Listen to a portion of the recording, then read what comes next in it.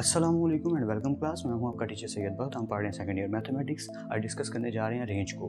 तो as you know that, जैसे मैं आपको हमेशा इन्फॉर्म करता रहता हूं, आज भी कह रहा हूं कि मैंने पूरी की पूरी प्लेलिस्ट बना दी है 1.1 की। तो बेटर वे यही है कि अगर आप में से किसी ने रिसेंट लेक्चर को मिस किया, डोमेन को मिस किया, फंक्शन को मिस किया, तो पहले वो जाके देखो।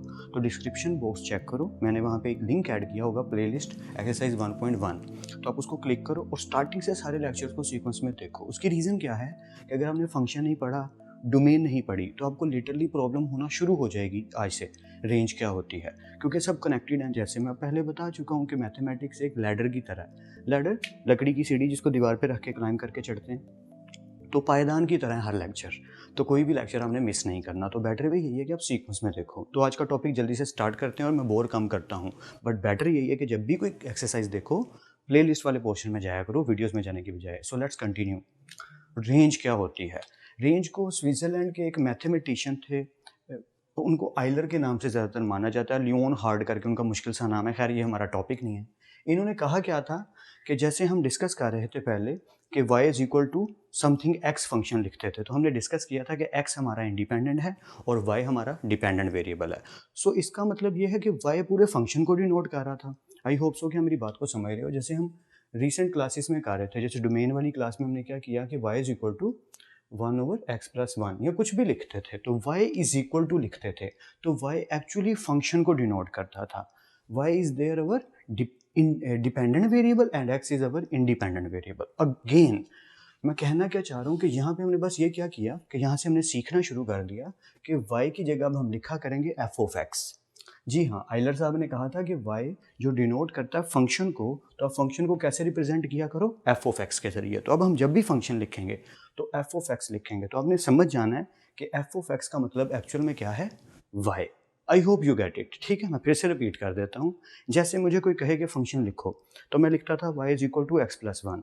क्या मैं लिखता था? y is equal to x+1। लेकिन आइलर साहब के मशवरे के बाद मैं y को रिप्लेस कर दूंगा किससे? f(x) से। बस इतनी सी बात है कि y की जगह क्या आ गया? f(x). तो आपने ये याद रखना है कि f(x) हमारा क्या है? डिपेंडेंट वेरिएबल है, क्योंकि रेंज हमारी क्या है? डिपेंडेंट है। किस पे? डोमेन पे। और डोमेन क्या है? इंडिपेंडेंट। आई होप क्लियर है यहाँ तक। शुरू करते हैं आज का टॉपिक। रेंज यानी कि जो भी डोमेन में हम इंसर्ट करेंगे तो रेंज हमारी क्या निकलेगी। तो इसकी कुछ टाइप्स हैं, या ये कह लो कि मैंने इनको टाइप्स करके नाम दे दिया। एक होती है कांस्टेंट फंक्शन के अंदर रेंज, एक लीनियर फंक्शन की होती है रेंज, एक होती है कांस्टेंट ओवर लीनियर या कांस्टेंट ओवर क्वाड्रेटिक कह लो, या कांस्टेंट ओवर क्यूबिक कह लो, फोर्थ रूट कह लो, डजंट मैटर। और एक होती है लीनियर ओवर लीनियर। अब ये क्या है, इनको एक एक करके सीक्वेंस में आराम से समझ लेते हैं। तो जल्दी से स्टार्ट करते हैं। कांस्टेंट फंक्शन, देखिए मैंने लिखा y इज इक्वल टू 5, या फंक्शन है हमारा 5। अब मैं y नहीं बोलूँगा, फंक्शन ही बोलूँगा। एक्चुअली मैं बार बार y इसलिए बोल रहा हूँ ताकि आपको याद हो जाए कि f(x) कहाँ से आया? y की जगह पे आया। अब यहाँ पे अगर मैं डोमेन की बात करूँ तो इसमें तो हमें कोई डाउट ही नहीं है कि डोमेन में क्या आएगा? सारे के सारे रियल नंबर्स। डोमेन में क्या आएगा? सारे के सारे रियल नंबर, क्योंकि यहाँ पे तो डिनोमिनेटर का कोई इशू ही नहीं आ रहा, नहीं ना आ रहा। ठीक है, तो रियल नंबर इसकी होगी डोमेन। बात है रेंज की, तो एक चीज़ का रट्टा मार लो। ऑब्जेक्टिव में भी ये पेपर में क्वेश्चन आ जाता है, एमसीक्यूज में भी आ जाता है, जिसे ऑब्जेक्टिव भी आप लोग कहते हैं, और शॉर्ट क्वेश्चन में भी आ जाता है कि कांस्टेंट फंक्शन की रेंज क्या होती है। तो हमने याद रखना है, हम कहते हैं अ फिक्स्ड रेंज। क्या कहते हैं? Fixed range. क्यों? इसकी जो रेंज है ना, वो वही वैल्यू होगी 5। अब आप कहेंगे क्यों सर? मैं एक सिंपल सी बात करता हूँ। देखो, डोमेन का मतलब है x की जगह वैल्यू को पुट करना। अब x की जगह कुछ भी पुट करो, 1 पुट करो, 2 पुट करो, 3 पुट करो, -9 पुट करो, 0 पुट करो, 5 ही रहेगा यार, उसके ऊपर कोई असर नहीं होने वाला, क्योंकि इस तरफ x ही नहीं है। यू गेट इट ना? कांस्टेंट फंक्शन जिसमें वेरिएबल ना आ रहा हो, x ना आ रहा हो, तो 5 ही रहेगा। तो याद रखिएगा कि कांस्टेंट फंक्शन की जो रेंज है वो फिक्स्ड होती है। आई होप आपको याद रहेगा। मैं यहाँ लिख देता हूँ, constant function having fixed range. बस ये बात आपने अपने माइंड में हमेशा हमेशा के लिए याद रखनी है। इट्स ओके, रफ सही है, बट आपको समझ आ गई है। ओके, लीनियर फंक्शन जिसमें वेरिएबल की पावर मैक्सिमम 1 हो। फिर से, जिसमें वेरिएबल की मैक्सिमम पावर 1 हो, तो x की पावर मैक्सिमम क्या है? 1। अच्छा, पहले डोमेन की बात कर लेते हैं। तो डोमेन का कोई इशू नहीं है। डोमेन में हमें तब प्रॉब्लम आती है जब हमारे डिनोमिनेटर में 0 बन रहा हो। ऐसे ही था ना, हम क्या देखते थे डोमेन में कि अगर हमारे फ्रैक्शन में डिनोमिनेटर में बटे में 0 आता है तो वो अनडिफाइंड वैल्यू है, तो हम उस वाली वैल्यू को निकाल देते थे। लेकिन यहाँ पे क्योंकि डिनोमिनेटर है ही नहीं तो डोमेन क्या हो गई, all the real numbers. I hope यहाँ तक क्लियर है। ओके, तो रेंज क्या होगी, again all the real numbers. अब आप पूछोगे सर ये कैसे हुआ, तो बड़ा सिंपल सा आंसर है। देखो आप इसमें कोई भी वैल्यू पुट करो, all the real numbers minus infinity से लेकर इन्फिनिटी तक कोई भी वैल्यू पुट करो, वो अनडिफाइंड वैल्यू नहीं आने वाली, वो डिफाइंड वैल्यू ही आएगी। I hope you get it. मैं फिर से रिपीट कर देता हूँ। अब इसकी जगह 0 पुट करो तो आंसर आ जाएगा 1, यानी 0 + 1 1। इसकी जगह -9 पुट करो, -9 + 1 -8, तो वो रियल नंबर ही हुआ ना। तो हमें रियल नंबर में से निकालना नहीं पड़ेगा लीनियर तक। तो ये दो मैंने साइड पे इसलिए बना के लिख दिए कि आपको इजीली समझ आ जाए, because they are quite easy. Constant के लिए फिक्स्ड रेंज होती है, क्लियर। लीनियर फंक्शन के लिए रेंज होती है रियल नंबर्स। आई होप यहाँ तक आपको 100% क्लियर है। डोमेन यहाँ तक क्लियर हो गए, आई होप सो। अब हम कंटिन्यू करते हैं जो हमारा मेन टॉपिक है, असल टॉपिक जो पेपर पॉइंट ऑफ व्यू से काफ़ी इंपॉर्टेंट है। So let's continue. Alright guys, अब हम डिस्कस करते हैं कि अगर कोई फंक्शन आ जाता है जिसमें कांस्टेंट ओवर लीनियर हो, यानी कि कांस्टेंट वैल्यू ऊपर है और नीचे ऐसी वैल्यू है जिसमें वेरिएबल की पावर मैक्सिमम 1 है। खैर कांस्टेंट ओवर क्वाड्रेटिक के लिए भी ये ठीक है और कांस्टेंट ओवर क्यूबिक के लिए भी ठीक है। अगर आप ये लिखना चाहो तो बेशक लिख लो, लेकिन हम ज़्यादातर यही वाली टर्म यूज़ करते हैं, कांस्टेंट ओवर लीनियर। क्यों, डजंट मैटर, उसकी वजह क्या है आपको आगे आगे समझ आ जाएगा। मैं कंटिन्यू करता हूँ समझाने के लिए। इस तरीके से समझ लो, फंक्शन है, ऊपर है कांस्टेंट वैल्यू और नीचे है लीनियर x + 1। डोमेन तो बहुत सिंपल है इसकी, कैसे आपको याद होगा, आई होप सो, कि real numbers except it, except यानी इसको किसके अलावा, -1 के अलावा। आई होप ये याद होगा। जिसने डोमेन वाली क्लास नहीं देखी जाके देख के आओ कि यहाँ पे हम -1 पुट नहीं कर सकते। क्यों, अगर यहाँ -1 पुट किया तो ये जो डिनोमिनेटर है ये 0 हो जाएगा और ये चीज़ हमारी डोमेन में एक्सेप्ट नहीं होगी, because it will get undefined. या तो ये चीज़ हमारी डोमेन आ गई। बट अब रेंज की बात आ गई। रेंज की जब बात करने लगे हैं तो मैं यहाँ डिफाइन करने लगा हूँ आपको कि इसको इस तरीके से याद कर लो या रट्टा मार लो। क्या, कि जब भी हमें कांस्टेंट ओवर लीनियर मिले, कौन सा फंक्शन मिले, कांस्टेंट ऊपर हो नीचे चाहे लीनियर हो, क्वाड्रेटिक का मतलब पावर 2 आ जाए पावर 3 आ जाए, डजंट मैटर। रट्टा क्या लगाना है कि हमेशा रियल नंबर सारे के सारे आएंगे और हम उसमें से माइनस कर देंगे किसे, 0 को। वाई इज दैट सो।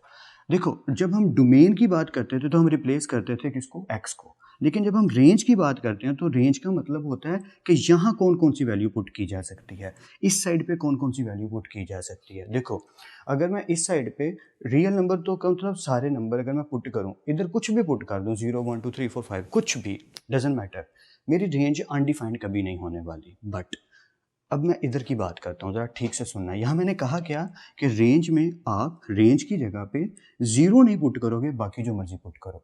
ये मैंने क्यों कहा, मैं 0 पुट करके दिखाता हूँ ताकि समझ आ जाए। ओके, हाँ शुरू करते हैं। f(x) हमने रेंज क्या कहा, 0 ले लेना है। f(x) क्या ले लेना, 0 ले लिया, 0। इधर है हमारे पास 9/x + 1। Alright, okay. तो हमने क्या देखा कि ये जो 0 भाई साहब है ये अपनी जगह पे, x + 1 इधर आके क्या हो गए, मल्टीप्लाई, और ये आ गया 9। जब ये इनसे मल्टीप्लाई होगा तो ये पूरी चीज़ क्या हो जाएगी, 0 = 9। तो this is not equal, this is not right. You get it ना। मैं फिर से रिपीट कर रहा हूँ। हमने कहा रेंज में, रेंज हम इसको शो कर रहे हैं ना, रेंज का मतलब है y का मतलब है f(x), डिपेंडेंट वेरिएबल। तो f(x) कभी भी 0 नहीं हो सकता, बाकी सब हो सकता है। ये +1 हो सकता है, ये -1 हो सकता है, +9 हो सकता है, -9 हो सकता है, 0 नहीं हो सकता। क्यों, अगर मैं इसको रिप्लेस करता हूँ 0 से तो जो आंसर आएगा वो कभी भी इज इक्वल नहीं होगा। तो क्योंकि नॉट इक्वल है तो ये याद रखिएगा कि इसको कभी भी हम 0 कंसिडर नहीं कर सकते। आप कोई भी एग्जांपल ले लो यार अपनी मर्जी की।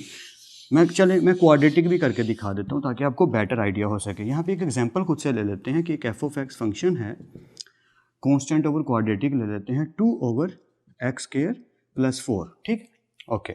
अब हम ये कह रहे हैं कि इसकी जो रेंज है ना वो real number except it instead of 0 है, यानी कि रियल नंबर में से माइनस कर दो 0 सेट को, 0 नहीं है बाकी सारे हैं। तो ये कैसे डिफाइन होगा, मैं इसको रिप्लेस कर देता हूँ। इसकी जगह आ गया 0, ये हो गया 2/x² + 4। ओके, ये 0 अपनी जगह पे, x² + 4 इधर आके इससे 0 से हो गया मल्टीप्लाई और इधर आ गया 2। ये पूरी चीज़ क्या होगी, 0 = 2, क्योंकि कोई वेरिएबल नहीं बचता, x बचता ही नहीं। आप समझ रहे हैं ना मैं क्या कहना चाह रहा हूँ? हाँ, तो लीनियर कांस्टेंट ओवर लीनियर हो, क्वाड्रेटिक हो, क्यूबिक हो, कुछ भी हो, जो भी चीज़ यहाँ होगी वो इधर आगे क्या हो जाएगी? ज़ीरो। दैट्स वाई हम ये कहेंगे क्योंकि ये कभी भी इक्वल नहीं होने वाले, never it will be going to be equal, तो हम क्या कहेंगे कि हमारी जो रेंज है उसमें रियल नंबर में से ज़ीरो निकाल दो, क्योंकि ज़ीरो कभी भी नहीं आने वाला। I hope you get it completely, आपको समझ ज़रूर आ गई होगी। अगर किसी को कन्फ्यूजन हो रही है तो वीडियो को पीछे करके देख सकते हो। अब आया है इंटरेस्टिंग टॉपिक, मज़ेदार, कि अगर लीनियर व लीनियर आ जाए, मतलब ऊपर भी वेरिएबल और नीचे भी वेरिएबल, तो क्या करेंगे?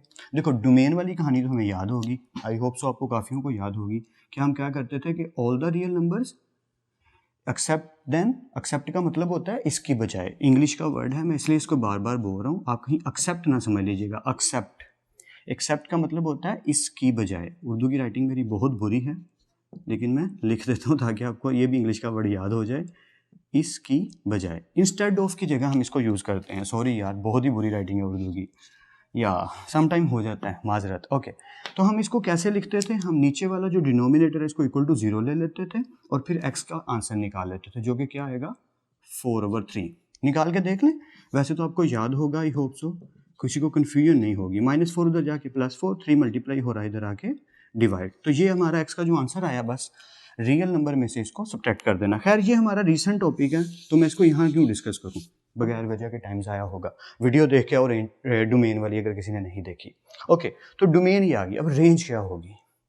Range is interesting. या तो मैं यहाँ पे आपके लिए एक मेथड बता देता हूँ सिंपल सा, कि आपने याद कर लेना है।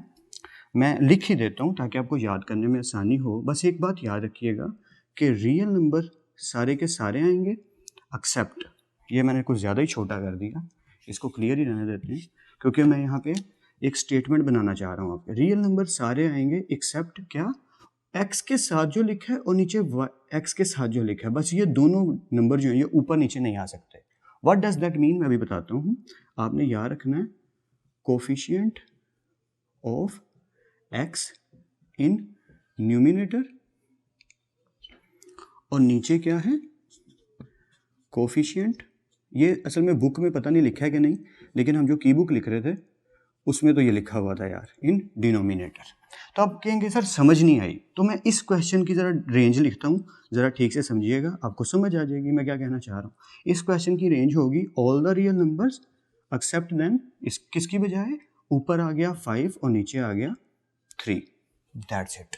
या यानी कि अगर मैं इसको टर्म में लिखूं, टर्म का मतलब होता है एक नॉर्मलाइजेशन में लिखना, यानी कि अगर एक इक्वेशन है ax + b over cx + d, ठीक है, तो आपने याद रखना है कि इसकी जो रेंज है, डोमेन तो आप जानती हो क्या होगी, तो इसकी जो रेंज होगी क्लास इसकी, वो क्या होगी कि हम कहेंगे all the real numbers minus except then a over c, कि x के साथ जो ऊपर लिखा है और x के साथ जो नीचे लिखा है उनको फ्रैक्शन में लिख देना है। दैट्स इट, ये रेंज होगी। अब आपको सर इसको प्रूफ करें, ये तो कोई बात नहीं, आपने कह दिया तो हम मान लें, तो प्रूफ करते हैं यार, मज़ा लेते हैं इसका। ओके, मैं यहाँ पे लाइन लगा देता हूँ ताकि मैं ये एरिया यूज़ कर सकूँ। एक काम करते हैं, हम कहते हैं कि फंक्शन की जगह में हम कभी भी 5/3 नहीं ले सकते, बाकी सारे रियल नंबर ले सकते हैं, यही कहा ना। तो फंक्शन की जगह पे 5/3 लेके देख लेते हैं क्या होता है, करके देखें। ओके, तो हमने टेक किया, फंक्शन है हमारा 5x + 2 over 3x - 4. Okay, now I am going to replacing your